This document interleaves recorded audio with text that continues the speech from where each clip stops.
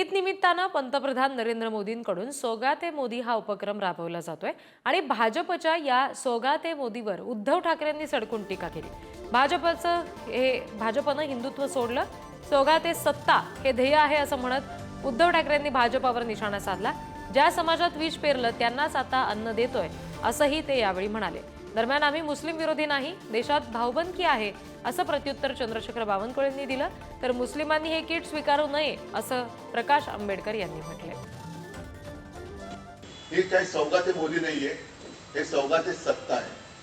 म्हणजे यांना सत्तेसाठी हे कोणत्याही थराला जाऊ शकतात, त्याचं एक निर्लज्ज उदाहरण आहे। महाराष्ट्राच्या निवडणुकीमध्ये बटेंगे तो कटेंगे हा नारा देणारे आता सौगात म्हणजे भेट द्यायला चाललेले आहे।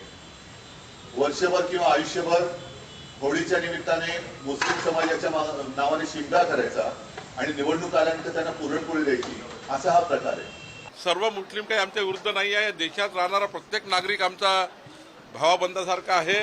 हिंदू मुस्लिम सिख इसाई पहिल्यापासून आम्ही ठरवलेलं आहे, भाऊबंदकी आहे या देशाची। या देशाचं ब्लडच असं आहे की आम्ही सर्वांना सोबत घेऊन जातो आणि हा कार्यक्रम भारतीय जनता पार्टीच्या मायनॉरिटी मोर्चाचा, मुस्लिम मोर्चाचा आहे।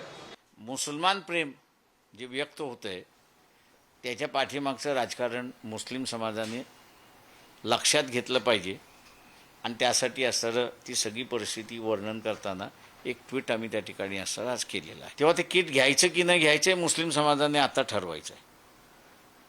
आम्हाला जर विचारलं तर आम्ही त्यांना म्हणणार, ते एक संधी मिळालेली आहे तुम्हाला यांना नाकारण्याची, ती नाकारून मोकळं।